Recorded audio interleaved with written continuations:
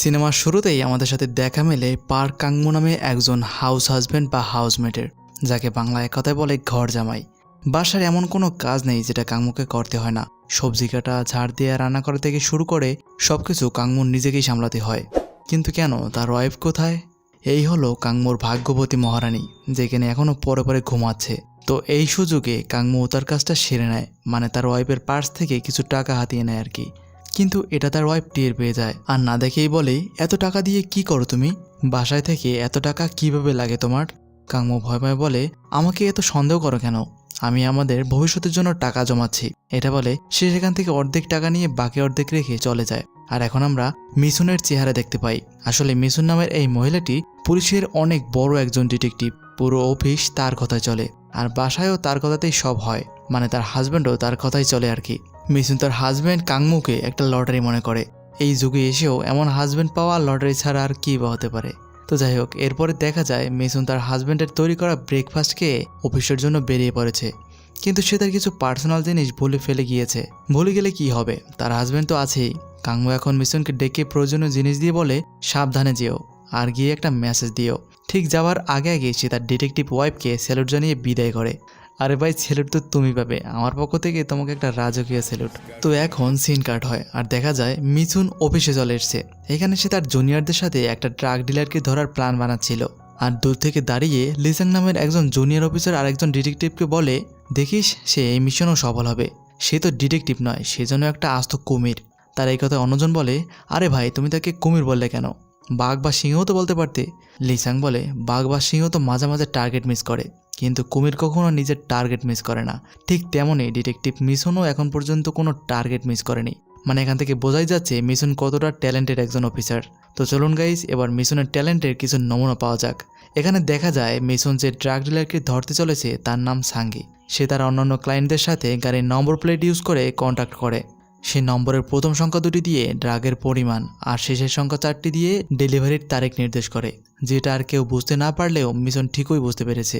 সেই ব্যাপারটা তার জুনিয়রদেরকে ভালোভাবে বুঝিয়ে দেয়। আর এখন একজন ড্রাগ ডিলারের ক্লোন করা একটি ফোনে একটি মেসেজ এসেছে, যেটাও এই একই সিস্টেমে লেখা ছিল, যেটা মিশন দেখেই বুঝতে পারে মিশন এই কেসে হাত দিয়েছে, মানে এই কেসকে সে জয় করেই ছাড়বে। তো পরের সিনে দেখা যায় মিশন তার বাকি সদস্যদের নিয়ে সাঙ্গের অফিসে চলে এসেছে। আর আসার সময় খুচরা ক্লায়েন্টদেরকে কি অবস্থা করেছে তা তো দেখতেই পারছেন। মিশন একাই 100, সে মারার পরে যা অবশিষ্ট থাকে সেটাই তার বাকি সদস্যরা পিটিয়ে মজা নেয়। তো এখন মিশন সাঙ্গের রুমে চলে আসে, আর সাঙ্গিকে বলে, ভালোই ভালোই ড্রাগ ডেলিভারির গাড়ির নম্বর বলে দাও, নয়তো অবস্থা মোটেই আর ভালো থাকবে না। তবে সাঙ্গেও কিছুতে কম যায় না। সে তার নিজের অ্যাটিটিউড দেখিয়ে বলে, এতদূর যখন চলে এসেছো নিজেই খুঁজে নাও না। কিন্তু আপাতত মিশনের কাছে সেই গাড়ির নম্বর জানা ছিল না, আর এই জন্য সে এখন নিজের বুদ্ধিকে কাজে লাগায়। সে খেয়াল করে টেবিলে রাখা একটি কাগজের দিকে, যেখানে হাত বোলাতেই সে বুঝতে পারে এখানে কিছু একটা লেখা রয়েছে, যেটা হয়তো খালি চোখে দেখা যাচ্ছে না। আর সে এখন কাঠ পেন্সিল দিয়ে রেখা কাটতেই সেখানে একটা গাড়ির নাম্বার ভেসে ওঠে, যে গাড়িতে আজকের ক্লায়েন্টের জন্য ড্রাগ মজুত করা ছিল। এখন মিশন এই কাগজটি কৌশলে তার জুনিয়রকে দিয়ে দেয়। তারা এখন সেই গাড়িটি খুঁজে বের করে ফেলে, আর বাস্তবেই সেই গাড়িতে অনেক পরিমাণ ড্রাগ রাখা ছিল। এরপরে যা হবার সেটাই হলো। ড্রাগ পাওয়ার সাথে সাথে মিশন তার শকিং ডিভাইস দিয়ে সাঙ্গি সহ বাকিদের 12টা বাজিয়ে দেয়। এখন সিন শিফট হয়, আর দেখা যায় ড্রাগ ডিলারকে ধরায় সাকসেস হওয়ার জন্য আজকে মিশনের বাসায় পার্টি হচ্ছে। যে যেমন পারছে বসের সাথে তাল মিলিয়ে নেচেই যাচ্ছে। কিন্তু লিসাং নামের এই বান্দা নাচতে গিয়ে কোমরে ব্যথা পেয়েছে, আর সে এখন কাংমুর কাছ থেকে একটা বিশেষ থেরাপি নিচ্ছে। মানে লিসাংয়ের ওয়াইফের সাথে নাচতে গিয়ে ব্যথা পেয়ে এখন তারই হাজব্যান্ডের কাছ থেকে থেরাপি নেওয়া হচ্ছে। এরপরে আবার সিন শিফট হয়। গাইস, এখান থেকে ভিডিওটি কেয়ারফুলি দেখতে হবে। মুভির মেইন পার্ট এখান থেকে শুরু হতে চলেছে। এই সিনে আমরা বেক্সিও নামের একটি মেয়েকে দেখতে পাই, যে কিনা একটি পেন ড্রাইভ একটা বিশেষ লকারের ভিতরে লুকিয়ে রাখছে। আর এরপরে সে যখন সেখান থেকে চলে যাচ্ছিল তখন কিছু আননোন লোক তার পিছু করে। মেয়েটি ব্যাপারটি বুঝতে পেরে তাদের থেকে বাঁচার আপ্রাণ চেষ্টা চালায়, কিন্তু শেষ পর্যন্ত লোকগুলি তাকে ধরেই ফেলে। এখন লোকগুলি বেক্সিওনের কাছে সেই পেন ড্রাইভের লোকেশন জানতে চায়, কিন্তু কোনোভাবেই সে সেই পেন ড্রাইভের লোকেশন তাদের কাছে বলে না। আর এখন সুযোগ বুঝে মেয়েটি তাদের বন্দুক দিয়ে তাদের উপরেই অ্যাটাক করে বসে। কিন্তু এক পর্যায়ে বেক্সিওনের পায়ে একটি গুলি লাগে, আর তাই সে কোনো উপায় না পেয়ে ছাদ থেকে নিচে লাফ দেয়। তবে ভাগ্য ভালো হওয়ায় সে নিচে একটা গাড়ির উপরে গিয়ে পড়ে। কিন্তু এতেও লোকগুলো থামেনি। তারা এই অবস্থাতেও মেয়েটির উপরে অনেকগুলো গুলি চালিয়েছে। আর তারা যখন দেখতে পায় মেয়েটির মাথা থেকে অনেক রক্তক্ষরণ হচ্ছে, তখন তারা সেখান থেকে চলে যায়। এখন দেখা যায় এই গোলাগুলির তদন্তের জন্য সেখানে মিসুন আর তার বাকি ডিটেকটিভ সদস্যরা চলে এসেছে। খুব ভালোভাবে তদন্তের পরে তারা জানতে পারে এই মেয়েটির নাম বেক্সিওন, বয়স 32। সে পাশেই একটা ট্রেডিং কোম্পানিতে জব করে। আর তাকে যারা এখানে গুলি করতে এসেছিল তারা কোনো এক বড় মাফিয়া গ্যাংয়ের সদস্য, যে গ্যাংয়ের হেড জেনারেল পার্ক নামের কেউ একজন। এরপরে দেখা যায় বেক্সিওনকে হসপিটালে ভর্তি করা হয়েছে। ডাক্তার জানিয়েছে বুলেট প্রুফ ভেস্ট পরার কারণে তার বডিতে গুলি লাগেনি, তবে এত উপর থেকে নিচে পড়ায় সে খুব বাজেভাবে মাথায় আঘাত পেয়েছে, আর তাই সুস্থ হওয়ার আগে তার কোনো সাক্ষাৎকার নেওয়া যাবে না। এখন সিন শিফট হলে দেখা যায় কাংমু রাস্তায় দাঁড়িয়ে কিছু ফল কিনছিল, কিন্তু হঠাৎ তখনই কিছু লোক একটি মহিলার পেছনে ধাওয়া করে। মহিলাটি নিজেকে বাঁচাতে আপ্রাণ চেষ্টা চালিয়ে যাচ্ছে। কাংমু ব্যাপারটিকে সিরিয়াসলি নিয়ে নেয়, আর সে এখন মহিলাটিকে বাঁচানোর জন্য তাদের পিছু করে। আর এখানে আমরা সেই সাদাসিধে ঘরোয়া কাংমুর একটা নতুন রূপ দেখতে পাই। কাংমু একাই সব লোকগুলোকে আচ্ছা ধোলাই করে মহিলাটিকে বাঁচিয়ে নেয়। তবে দৌড়দৌড়ি করার সময় মহিলাটির ব্যাগ থেকে কিছু প্রয়োজনীয় পেপারস নিতে পড়ে গিয়েছিল, তাই কাংমু ফেরত দেওয়ার জন্য সেগুলো তুলতে যায়। আর সে দেখতে পায় এগুলো আসলে প্রেগনেন্সির রিপোর্ট। গাইস, এবারে আমাদের সামনে কিছু টুইস্ট আসতে চলেছে। কাংমু এই মহিলাটিকে আগে থেকেই চেনে। এই মহিলার নাম হিজু। সেই মহিলাটিকে জিজ্ঞেস করে, তুমি প্রেগনেন্ট কবে হলে? তোমার তো বিয়ে হয়নি। তার এই প্রশ্নের উত্তরে হিজু বলে সে জুংসানের সাথে সম্প্রতি বিয়ে করেছে, তার পেটে এই বাচ্চাটি জুংসানেরই। হিজুর এই কথা শুনে কাংমু অবাক হয়ে যায়, আর সে এখন জুংসানের ব্যাপারে জিজ্ঞাসা করে। তবে হিজু জানায় জুংসান অনেক দিন ধরে নিখোঁজ। সে তাকে অনেক খুঁজেছে, কিন্তু কোথাও খুঁজে পায়নি। সে জানে না জুংসান আদেও বেঁচে রয়েছে কিনা। এই যে কিছুক্ষণ আগে লোকগুলো তাকে ধরার জন্য এসেছিল, তারা আসলে আমাকে নয়, আমার মাধ্যমে জুংসানের খবর নিতে এসেছিল। কাংমুকে এইসব বলে হিজু একটা ট্যাক্সি করে সেখান থেকে চলে যায়। হিজু চলে গেলেও আমাদের মাথার উপরে সে কিছু কনফিউশন ছুটে যায় যে কে এই হিজু আর কে সেই জুংসান, তাদের আসল পরিচয়টাই বা কী ছিল। গাইস, ভিডিওটি কন্টিনিউ করুন, সামনে ভিডিওটি ইন্টারেস্টিং হতে চলেছে। তবে গাইস, এখানে জানিয়ে রাখি, তারা এতক্ষণ এখানে যেসব কথা বলছিল এই সব কিছু মিশনের জুনিয়ররা দূরে দাঁড়িয়ে খেয়াল করছিল। তারা ব্যাপারটিকে সম্পূর্ণ ভুল ভেবেছে।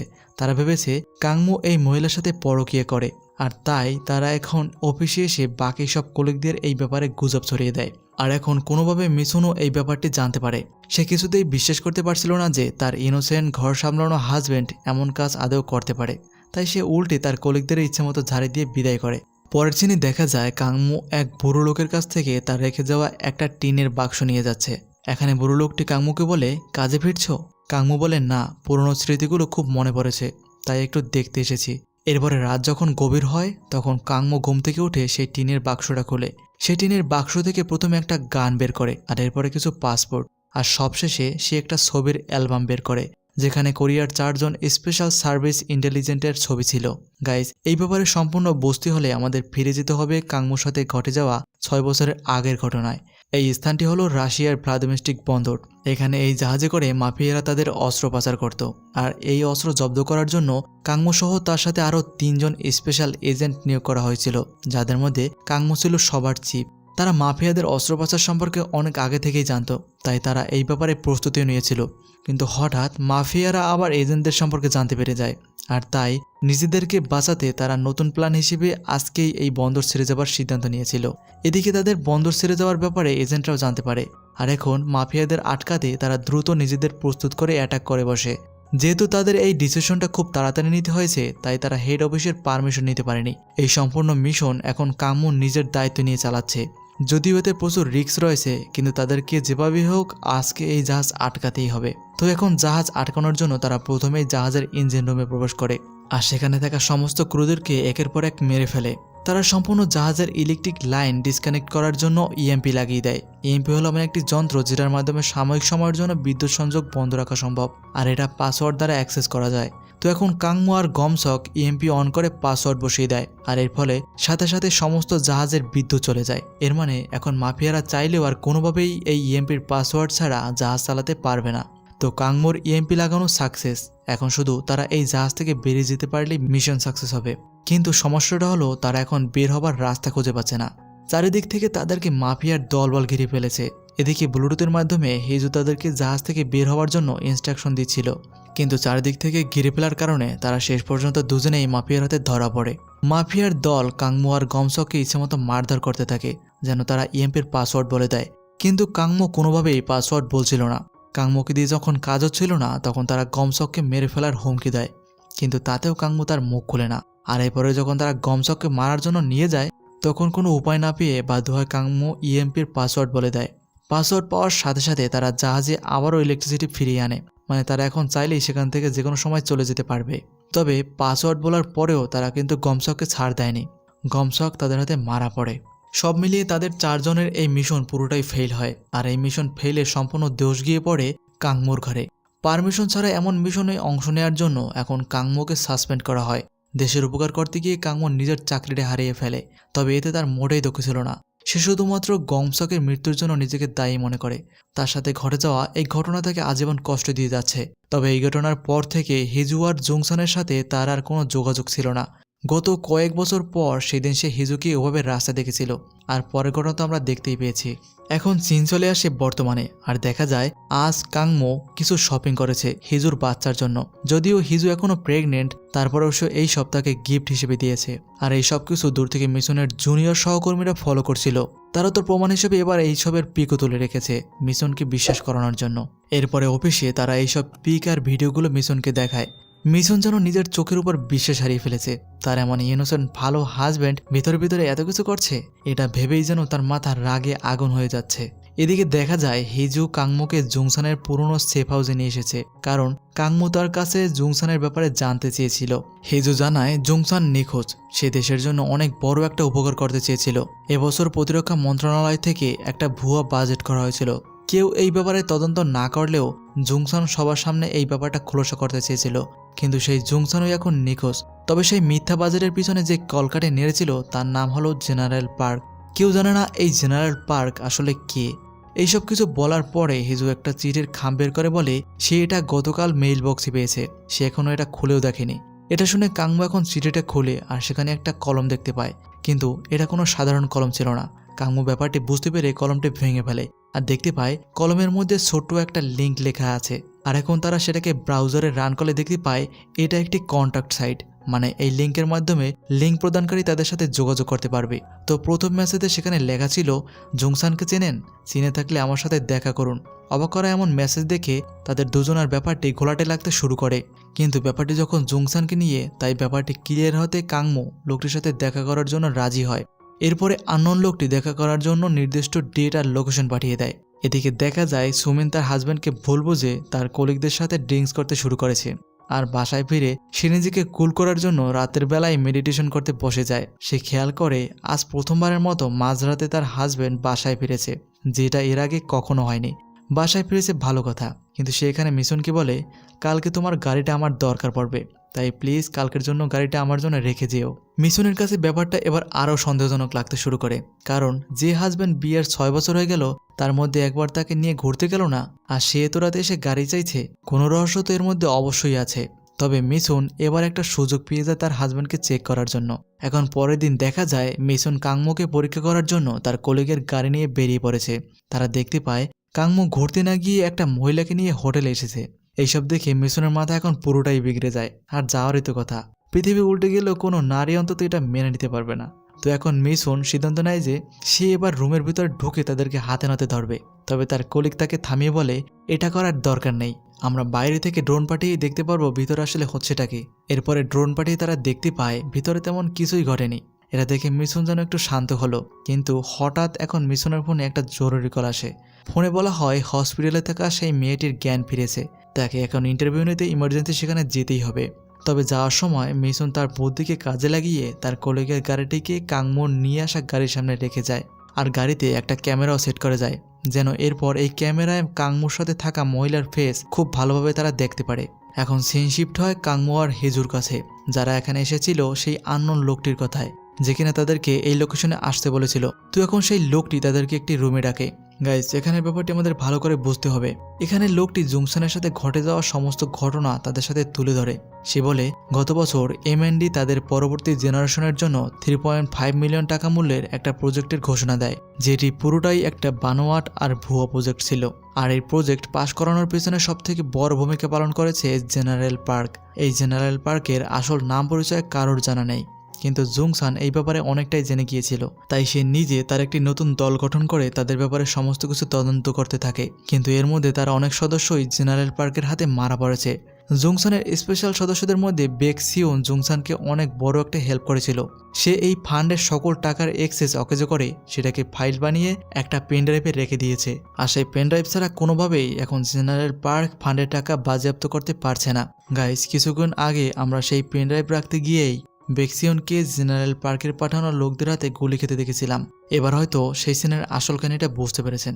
এইসব কথা শুনে কাংবো এখন জিজ্ঞেস করে, জুংসান তো অনেক দিন ধরে নিখোঁজ, সে আদেও বেঁচে রয়েছে কিনা সেটাও আমাদের জানা নেই, তাকে কোনো ক্লু ছাড়া কীভাবে আমরা খুঁজে পেতে পারি?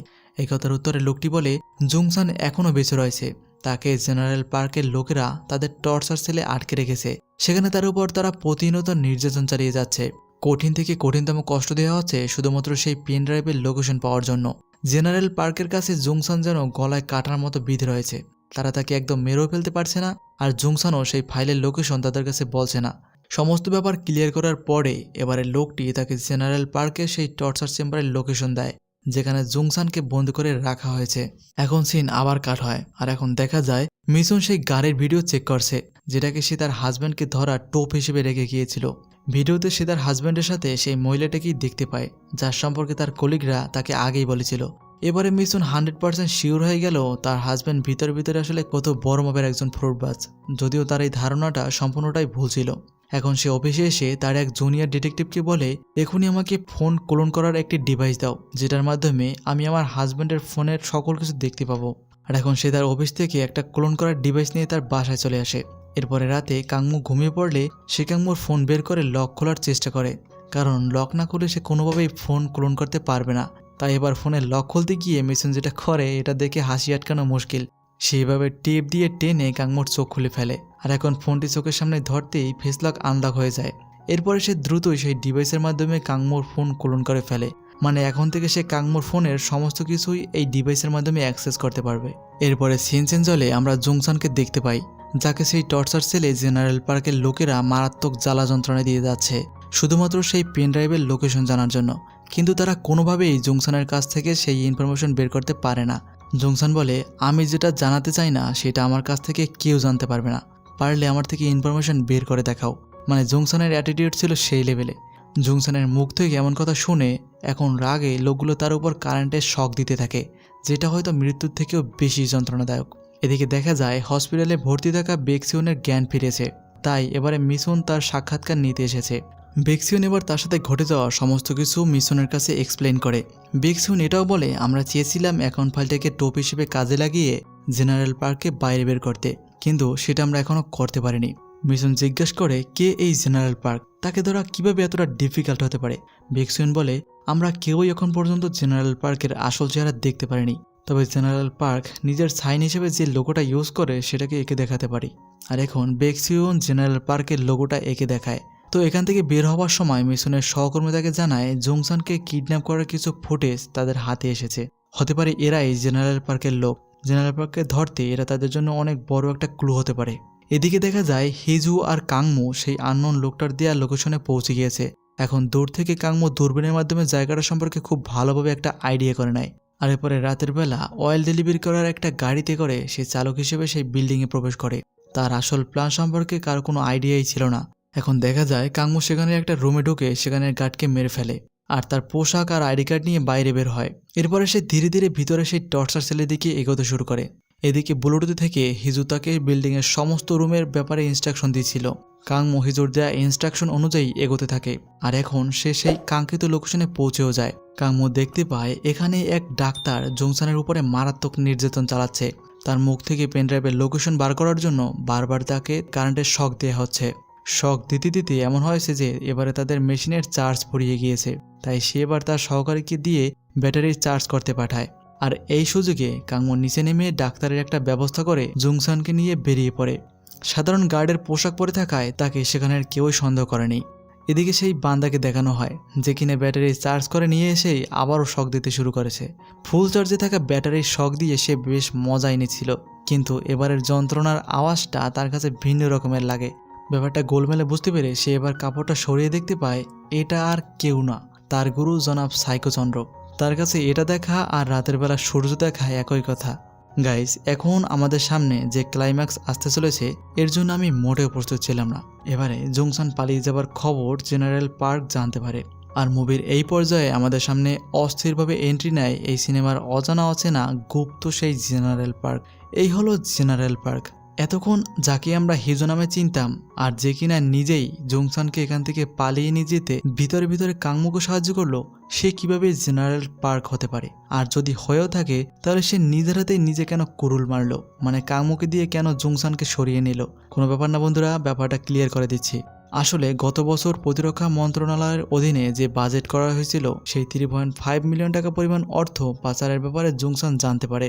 তবে সে এটা জানতো না যে এই জেনারেল পার্ক আসলে তারই কলিগ হিজো নিজেই। জংসান এই ব্যাপারে জানতে পারায় জেনারেল পার্কের গলায় কাটা বিঁধে যাওয়ার মতো অবস্থা। আর তাছাড়াও হিজো এই সমস্ত কাজ একা করেনি, তার সাথে যুক্ত ছিল সরকারের নিকটস্থ আরও কিছু গুরুত্বপূর্ণ ব্যক্তিরা, যারা ইনডাইরেক্টলি তাকে এই ভুয়া বাজেট পাশ করাতে সাহায্য করেছে। কিন্তু জেনারেল পার্ক এই সব অর্থ একাই নিজের কাছে রাখতে চেয়েছিল, আর বাকিদের কথা দিয়েছিল যে সঠিক সময় আসলে তারা প্রত্যেকে এর পার্সেন্টেজ পেয়ে যাবে। কিন্তু বাকিরা জেনারেল পার্কের কথায় বিশ্বাস রাখতে পারেনি, তাই তারা নিজের নিজের অ্যাকাউন্টে টাকাগুলো আলাদা আলাদা ট্রান্সফার করতে চেয়েছিল। আর এই সুযোগকে কাজে লাগিয়ে জংসানের সহকর্মী বেক্সিউন অ্যাকাউন্টগুলোকে অকেজো করে পেন ড্রাইভে লুকিয়ে রাখে। আর এরপরে যত ঝামেলা বাদে এই পেন ড্রাইভ খুঁজে নিয়েই জংসানকে মৃত্যু সমান কষ্ট দেওয়ার পরেও যখন সে মুখ খোলেনি, তখন হিজো নিরুপায় হয়ে এই নতুন প্ল্যান বানায়। কাংমু যেহেতু জংসানের বিশ্বস্ত ছিল, তাই আর কারো কাছে এই ব্যাপারে না বললেও কাংমুকে একা পেলে সে অবশ্যই সেই পেন ড্রাইভের লোকেশনের কথা তাকে জানিয়ে দেবে। আর হ্যাঁ, এটাই ঘটে। এখন দেখা যায় কাংমু জংসানকে নিয়ে সেই হসপিটালে চলে এসেছে, যে হসপিটালে হিজু তাকে আসার জন্য বলেছিল। এখন জংসান কাংমুকে একা পেয়ে তার সাথে ঘটে যাওয়া সমস্ত ঘটনা খুলে বলে, আর সেই পেন ড্রাইভের লোকেশনও তাকে বলে দেয়। কিন্তু এখানে শুধুমাত্র তারা দুজনেই ছিল না, এখানে তো হিজু তাদের জন্য একটা ফাঁদ পেতে রেখেছিল এই ক্যামেরাটি দিয়ে। তাদের বলা সমস্ত কনভারসেশন জেনারেল পার্ক এই ক্যামেরার মাধ্যমে জানতে পেরে যায়, আর এখন সে তার বিশ্বস্ত সেই লোকটিকে পেনড্রাইভের লোকেশনে পাঠিয়ে দেয়। এদিকে দেখা যায় মিসুন সেই ফুটেজের ব্যাপারে সমস্ত কিছু বুঝতে পারার পরে কৌতূহল নিয়ে জংসানের বাসায় যাচ্ছে তার ব্যাপারে আরও ইনফরমেশন কালেক্ট করার জন্য। আর এদিকে জেনারেল পার্কের সেই বিশ্বস্ত লোকটি জংসানের বাসায় পেনড্রাইভের লোকেশনে চলে এসেছে, আর সেই জংসানের বলা লোকেশনে আলমিরার হাতলের মধ্যে সেই মহামূল্য পেনড্রাইভটি পেয়ে যায়। এবার সে তার বসকে ফোন করে এই ব্যাপারে জানিয়ে দেয়। জেনারেল পার্ক বলে, এবারে বাকি সবাইকে মেরে ফেলো, সবার প্রথমে জংসানকে মারো। এখন জেনারেল পার্কের অর্ডারে সেখানে থাকা সাইকো ডাক্তারের যমজ ভাই জংসানকে মারার জন্য একটা ইনজেকশন রেডি করে, আর ইনজেকশন দেবার ঠিক আগ মুহূর্তে সে তার ভাইয়ের বলা একটা কমন ডায়লগ বলে ফেলে। ডায়লগটি ছিল, কি এক মর্মান্তিক অবস্থা, তাই না? এই সেম ডায়লগটি সেই সাইকো ডাক্তারটিও তার সাথে প্রতিনিয়তই বলতো। তাই এটা শোনার সাথে সাথে জংসান আসল ব্যাপারটি বুঝতে পারে। সে এবার নিজেই ডাক্তারের উপরে অ্যাটাক করে বসে, আর এরপরে সে কাংমুকে ফোন করে বলে, তোমাকে আমি এতটা বিশ্বাস করতাম, আর সেই তুমি কি না আমার থেকে ইনফরমেশন বার করার জন্য এত নাটক সাজালে? জংসানের কাছ থেকে হঠাৎ এমন কথা শুনে কাংমুর বেশ অদ্ভুত লাগে। সে এইসব বলার কারণ জানতেই চাইবে, এমন সময় পিছন থেকে সাইকোটা জংসানকে হেডশুট করে দেয়, আর সাথে সাথে জংসান সেখানে মারা যায়। আর এদিকে জেনারেল পার্কের কথা মতো কাংমুকে শেষ করে দেওয়ার জন্য একটা ট্রাক এসে কাংমুর গাড়ির সাথে বড়জোরে ধাক্কা লাগায়। তাদের ধারণা কাংমু মারা গিয়েছে। অন্যদিকে দেখা যায় পেন ড্রাইভ পেয়ে সেই লোকটি যখন জংসানের বাসা থেকে কামব্যাক করছিল তখন সেখানে মিশন পৌঁছে যায়, আর এখন তাদের দুজনের মধ্যে তুমুল এক মারামারি লাগে। আর এক পর্যায়ে লোকটির হাত থেকে পেন ড্রাইভটি ছিটকে নিচে পড়ে যায়। মিশন পেন ড্রাইভটি পেয়ে সাথে সাথে নিজের কাছে লুকিয়ে ফেলে, আর সুযোগ বুঝে তার কাছে থাকা সেই ক্লোন করা ডিভাইসে পেন ড্রাইভের সমস্ত ডাটা ট্রান্সফার করে দেয়। আর এরপরে যখন সে তাদের সাথে আর পেরে উঠছিল না, তখন সে তাদের সামনে পেন ড্রাইভটি নষ্ট করে ফেলে, যেন তারা এটা ধারণা করে যে পেন ড্রাইভে থাকা সমস্ত ডাটা নষ্ট হয়ে গিয়েছে। এটা দেখে তাদের মাথা খারাপ হয়ে যায়, আর এখন কি করবে বুঝতে না পেরে তারা এই খবরটি জেনারেল পার্কে জানায়। এত নাটক, অভিনয়, চিটিং করে পেনড্রাইভ হাতে পাওয়ার পরেও যদি এমন নিউজ শোনা লাগে তাহলে কারণে মেজাজ খারাপ হয়। জেনারেল পার্ক এই পরিস্থিতিতে জাস্ট জ্বলছিল। সে এখন মিশনকে তার কাছে নিয়ে আসতে বলে। বোঝাই যাচ্ছে মিশনের সামনে অনেক বড় বিপদ। লোকগুলো এখন মিশনকে জেনারেল পার্কের সামনে হাজির করে। জেনারেল পার্ক কোনো মতে নিজের রাগকে কন্ট্রোল করে মিশনের কাছে জিজ্ঞেস করে, পেনড্রাইভে থাকা ফাইল কোথাও শেয়ার করা হয়েছিল, আমি নিশ্চিত এটা তুই ছাড়া আর কেউ করেনি। ভালো চাইলে এখনই বলে দে, নয়তো তোর হাজব্যান্ডকে উড়িয়ে দেব। হাজব্যান্ডের এমন অবস্থা দেখে মিশন সেই ডিভাইসের কথা জেনারেল পার্ককে জানিয়ে দেয়। কি ভাবছেন তারা কাংমুকে ছেড়ে দিবে? মোটেই না। কাজ হাসিল হলে এরা কাউকে আর বেঁচে থাকতে দেয় না। জেনারেল পার্ক পারমিশন দেয় কাংমুকে মেরে ফেলার, কিন্তু কাংমুকে মেরে ফেলা এতটা সহজ ব্যাপার না। গুলি করার ঠিক আগের মুহূর্তে কুংফু জেগে ওঠে আর লোকটিকে কুংফু স্টাইলে চেপে ধরে লোকটির জীবনলীলা সেখানে সমাপ্ত করে। এরপরে দেখা যায় পেন ড্রাইভের শেয়ার করা সমস্ত ফাইল পাওয়ার পরে এখন জেনারেল পার্ক সমস্ত টাকা তার নিজের অ্যাকাউন্টে ট্রান্সফার করতে শুরু করে দিয়েছে। আর অন্যদিকে মিশনকে মারার জন্য আরেকটা সাইকো ড্রিল মেশিন নিয়ে রেডি হয়েছে।